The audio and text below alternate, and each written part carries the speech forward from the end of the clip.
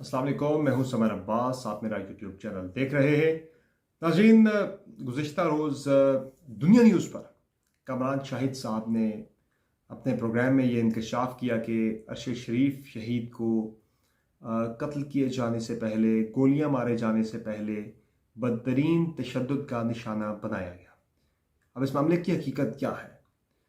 जो वीडियो दिखाई गई कमरान शाहिद साहब की तरफ से, जो जो सॉरी तस्वीर दिखाई गई अरशद शरीफ शहीद की, उसमें उनके हाथ पे इस जगह पे एक ज़ख्म का निशान दिखाया गया है। फिर नाखून जो हैं उसमें दिखाए गए कि नाखून नहीं है, नाखून निकाल लिए गए थे, प्लक आउट कर लिए गए थे उनके हाथों में से तशद्दुद करके। जिस तरह से आप मुख्तलिफ मूवीज़ के अंदर देखते हैं कि जब कोई तशद्दुद किया जाता है तो प्लास के साथ नाखून को निकाल लिया जाता है, या हाथों के अंदर कोई ड्रिल किया जाता है, या कीलें ठोकी जाती हैं, तो उस तरह का वो निशानात जो हैं वो नज़र आ रहे हैं। फिर कमर पे एक गोली का ये ऊपर साइड पे एक निशान नज़र आ रहा है, बुलेट का, के करीब से गोली उसमें दावा किया गया कि मारी गई है। अब ये चीज़ें जो सामने आई हैं, अभी तक पोस्टमार्टम रिपोर्ट जो है वो सामने नहीं आ सकी थी जो पिम्स के अस्पताल में हुई थी। सिर्फ ये उसमें कहा गया था रिपोर्ट के अंदर कि गोली करीब से मारी गई है, लेकिन डिटेल्ड रिपोर्ट जो है वो अभी तक मंजर आम पर नहीं आई। अब सवाल ये उठता है कि कमरान शाहिद साहब के पास ये इंतहाई अहम तरीन पोस्टमार्टम की तस्वीर कैसे आई, किसने भेजी, मकसद क्या था इनका? आज जो हालात मुल्क के अंदर चल रहे हैं नाज़रीन, उसमें मैं ये बात तो पूरे वसूख के साथ कह सकता हूँ, पूरे दावे के साथ कह सकता हूँ कि इन तस्वीर का आज मंजर आम पर आना, ये कोई महज, मैं ये नहीं कह सकता कि ये कोई सिर्फ उनकी अरशद शरीफ साहब के हवाले से या उनकी ज़ात की वजह से ये नहीं किया गया। इन तस्वीर को किसी मकसद के बगैर नहीं किया गया, बल्कि ये तस्वीर जो है किसी मकसद के तहत मंजर आम पर लाई गई है। मकसद बड़ा वाज़ेह है। मैं अपनी पिछली वीडियो के अंदर इस तरफ इशारा दे चुका हूँ कि पिंडी और इस्लामाबाद के अंदर मामलात इस वक्त इतने अच्छे नहीं रहे। एक रस्साकशी जो है वो शुरू हो चुकी है पिंडी और इस्लामाबाद के दरमियान। चूँकि तीन चीज़ें, एक तो नून लीग अपने करीबी सहाफ़ियों से ये ख़बरें फैला रही है कि army chief general Qamar Javed Bajwa तोसी चाहते हैं। नंबर टू, नून लीग आसिम मुनीर साहब को आर्मी चीफ लगाना चाहती है, जबकि बाजवा साहब जो हैं उन्होंने सैर शमशाद साहब के बारे से वो इंटरेस्टेड थे कि वो बन जाते आर्मी चीफ तो अच्छा, फ़ौज के वकार के लिए अच्छा होता। ये कुछ चीज़ें चल रही हैं पिछले कई दिनों से। फिर सब समरी के बारे से भी ख्वाजा आसिफ साहब गए थे, मेरी इत्तला के मुताबिक पिछले महीने army chief general Qamar Javed Bajwa से मिलने गए थे। उसमें मुलाकात में मिलकर उन्होंने ये बात की थी कि हम अर्ली समरी भेजना चाहते हैं, सॉरी, हम चाहते हैं कि अर्ली समरी आपकी तरफ से मूव हो, आप नाम भेज दें, प्रोसेस शुरू करें, आप भेजें वजारत दिफा को, वहाँ से अर्ली नाम हमारे पास आ जाए। तो उस पर मना कर दिया गया था, बड़े कैटेगोरिकल वर्ड्स में आर्मी चीफ की तरफ से ख्वाजा आसिफ साहब को इनकार कर दिया गया था कि अर्ली जो है तकर्री नहीं होगी, नाम हमारी तरफ से नहीं भेजे जाएंगे, आपका बहुत बहुत शुक्रिया। तो ये प्रोसेस फिर नहीं हो सका था। फिर बाद में जब बैठ के गौर व खौज किया गया नून लीग के सर्कल्स में, तो उसमें ये फैसला हुआ कि हम उस वक्त आसिम मुनीर साहब का नाम भेजेंगे। समरी उस वक्त आनी चाहिए कि जब आसिम मुनीर साहब टॉप पे हों। अभी 5 नवंबर को शाहीन मदर साहब रिटायर हुए, और अभी 17 को रिटायर होना है जनरल वसीम अशरफ साहब ने। तो अगर पहले समरी आती तो इन दोनों के नाम भी डालने पड़ते समरी के अंदर। तो इसलिए समरी उस टाइम पे आए कि जब टॉप पे नाम ही उस जनरल का हो कि जिससे आर्मी चीफ लगाना मकसूद है। तो ये रिफ्ट जो है पिंडी इस्लामाबाद के अंदर शुरू हो चुकी है। कोर कमांडर्स कॉन्फ्रेंस के अंदर बात जो हुई कि हम वेट एंड सी की पॉलिसी तैयार करेंगे। फिर लंदन के अंदर जो मुलाकातें हो रही है, वहाँ शहबाज शरीफ साहब बड़ा अहम पैगाम लेके गए मियाँ नवाज शरीफ के पास। उसमें रिपोर्टेडली खबरें लंदन से ये आ रही हैं कि मियाँ शहबाज शरीफ साहब, मियाँ साहब को ये मशवरा दिया नवाज शरीफ साहब को कि बाजवा साहब को 6 माह से 1 साल की एक्सटेंशन दे दी जाए। अब इस सारी लड़ाई के अंदर जब लॉन्ग मार्च भी शुरू हो रहा है और ये सारा कुछ हो रहा है, लड़ाई बड़ी शदीद है। 3 साइडों पे लड़ाई इस वक्त चल रही है। Pindi versus Islamabad, Islamabad versus Lahore, Lahore versus Pindi. It's a triangular fight. हर एक फरीक जो है वो दूसरे 2 फरीकों का दुश्मन इस वक्त बज़ाहिर बनता नज़र आ रहा है। तलखी जो है वो बड़ी बढ़ती चली जा रही है। ऐसे में इस स्टोरी का बाहर आना और तस्वीर के साथ आना, इसका कोई एम है। चूँकि मेरी अरशद शरीफ साहब के करीबी अहल खाना से बात हुई, इनके घर के अफराद से कुछ बात हुई मेरी, तो अरशद शरीफ साहब को जो गौसल दिया था वो उनके बहनोई ने दिया था।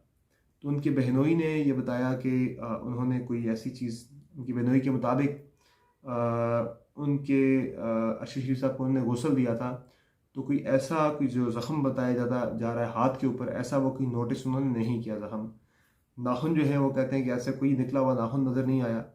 फिर जो तीसरी बात उन्होंने बताई जी कि उन्होंने कहा कि उंगलियां मोड़ी हुई एक दो ज़रूर नज़र आई, लेकिन उन्होंने कहा शायद कॉफिन के अंदर डालने की वजह से ऐसा कुछ हुआ हो। उन्होंने कोई ऐसी चीज़ टॉर्चर वाली उनके नोटिस में नहीं आ सकी, कि शायद ओवरलुक हो गया हो उनसे, लेकिन वो ये कह रहे हैं कि हमने ऐसा कुछ भी नहीं देखा। बेटे और उनकी फैमिली शदीद तकलीफ में, कर्ब में मुब्तला है इन तस्वीर के मंजर आम पर आने के बाद। उनकी वालदा, अरशद शरीफ शहीद के बेटे, उनकी अहलिया बहुत ज़्यादा तकलीफ़ में है ये तस्वीर मंजर आम पर आने के बाद। और मेरी ये वीडियो देखने वालों से ये भी गुजारिश है कि आपके पास अगर सोशल मीडिया पे ये तस्वीर आती हैं तो खुदारा आप उन तस्वीर को शेयर मत कीजिए।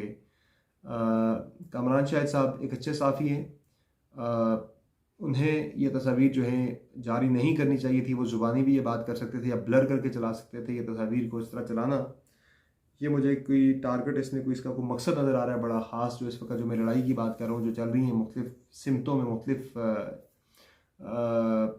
इदारों की मुख्तलिफ़ पोजीशंस में इस वक्त जो है वो चल रही है, एक फ़ाइट चल रही है। तो उस रसाकशी के अंदर इन तस्वीर का भी, इनको इस वक्त मंजर आम पे लाने का भी बड़ा अहम किरदार हो सकता है। बाकी रिपोर्ट कर रहे हैं लंदन से मुर्तज़ा अली शाह साहब जो हैं वो कीनिया गए, वहाँ जाके उन्होंने काफ़ी अच्छा काम किया है।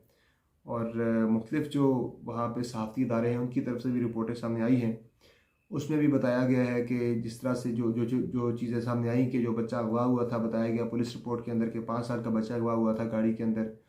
तो उस गाड़ी का जो मालिक है उसका मौक़िफ़ सामने आया है वहाँ से कि जो बच्चा था वो 5 साल का नहीं था बल्कि 26 साल का बच्चा था, और वो अपनी माँ से मिलने गया था। फिर गाड़ी के अंदर ट्रैकिंग का निज़ाम मौजूद था, जो पुलिस थी वो गाड़ी को ट्रैक कर रही थी। गाड़ी जो है वो नैरोबी शहर के अंदर ही मौजूद थी, शहर के अंदर ही, सबब्स के अंदर ही, उससे बाहर नहीं गई शहर से, नैरोबी के अंदर ही मौजूद थी गाड़ी। और बच्चा 9:30 बजे रिकवर हो चुका था, उसका रब्ता हो चुका था अपने बाप के साथ कि मैं वालदा से मिलने आया हूँ। गाड़ी अगवा नहीं हुआ, बच्चा अगवा नहीं हुआ था, गाड़ी गुम नहीं हुई थी, चोरी नहीं हुई थी। तो फिर दूसरा ये भी है कि ट्रैकिंग भी हो रही थी, गाड़ी की लोकेशन भी पुलिस को मालूम थी। तो ऐसे में अरशद शरीफ साहब का जो कत्ल है उसे मिस्टेकन आइडेंटिटी का नाम दे के, ये बिल्कुल ही झूठ है, ये फ्रॉड है, ये मुकम्मल तौर पर आंखों में धूल झोंकने के मुतरादिफ है। ये एक इंतहाई कम्प्लेक्स मैटर है, और इस कम्प्लेक्स मैटर में इसको पाकिस्तान के अंदर भी ज़रा यूज़ किया जा रहा है एक दूसरे को लेट डाउन करने के लिए, या एक दूसरे को वार्न करने के लिए, थ्रेटन करने के लिए। सूरत हाल इस नहज पे पहुँच चुकी है कि अब एक दूसरे को जो है इस तरह से ब्लैकमेल करना या थ्रेटन करना।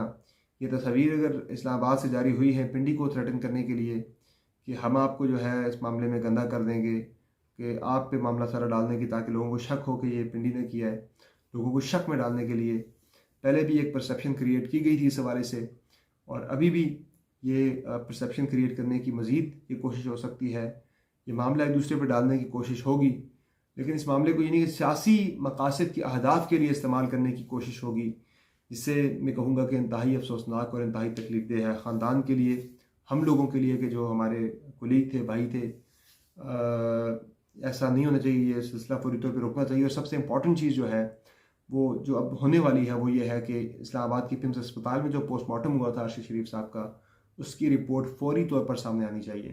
क्योंकि कामरान शाह साहब ने तो ये दावा किया कि एजेंसियों ने पोस्टमार्टम करवाया था, तो पोस्टमार्टम जो है वो ख़ुद साथ खड़े होकर करवाया था। मोहम्मद मालिक साहब थे, काशिफ अब्बासी साहब थे, अदील राजा साहब थे, अरशद साहब के करीबी दोस्त, उनके प्रोड्यूसर, फैमिली के लोग मौजूद थे जब पोस्टमार्टम अस्पताल के अंदर हुआ। तो ये कोई एजेंसियों ने सर पर खड़े होकर पोस्टमार्टम नहीं कराया, ये बात गलत है। अब जो भी रिपोर्ट है वो सामने आनी चाहिए, ज़रूरी है। रिपोर्ट सामने आएगी तो तमाम हक़ाइक़ इस मर्डर से जुड़े वो पोशीदा नहीं रहेंगे। हमारी ख्वाहिश और हमारा मुतालबा भी यही है कि तमाम हक़ाइक़ सामने आने चाहिए इस हवाले से। बाकी आज का दिन इंपॉर्टेंट है। सुप्रीम कोर्ट के अंदर जो लेटर है शहबाज शरीफ साहब का जो था कि जिस पे जुडिशल कमीशन बनाया जाए, जिसमें अरशद शरीफ साहब का मामला है, इमरान खान साहब की तरफ से जो साजिश का जो बयानिया है, फ़ौज के ख़िलाफ़ जो बात करते हैं, फ़ौज की मुलव्वस होने की तमाम चीज़ों की तफसीलात जो है वो सामने उसमें आएंगी। आज़म सवादी साहब का मामला भी सामने आएगा, उसके अंदर बहुत सी चीज़ें होनी है। और मेरी यही है कि जब तक मुसद्दिक़ा चीज़ें सामने आए ना आए कोई भी उनको इस्तेमाल ना करे, फैलाए ना आगे, चूँकि इस माहौल के अंदर कोई पता नहीं कि आप कहाँ किसके हाथों इस्तेमाल हो रहे हो। हर कोई बहुत ज़्यादा एहतियात का मुजाहरा करे। सोशल मीडिया पे बहुत ज़्यादा एहतियात का मुजाहरा कीजिए कि वहाँ कोई आपसे कोई ऐसी चीज़ शेयर ना हो जाए जो किसी एजेंडा का हिस्सा हो, जो किसी कोई आपको इस्तेमाल ना कर रहा हो। इसलिए बहुत ज़्यादा एहतियात बरती। अगले 2-3 हफ्ते पर्टिकुलरली जो हैं ये बड़े इंपॉर्टेंट, बड़े क्रिटिकल हैं। इनमें कुछ भी हो सकता है। इसलिए हर बंदे के लिए, मैं देखने वालों को अपने ये एडवाइस करूँगा कि किसी भी किस्म की गैर ज़रूरी जो पोस्टें हैं सनसनी या कोई इंटेलिजेंस से मुतल्लिक, उनको आगे फॉरवर्ड करने से या उन्हें शेयर करने से अवॉइड कीजिए कि ये आपके लिए कल को मसाइल का बायस बन सकती है। मुझे दीजिए इजाज़त। अल्लाह ने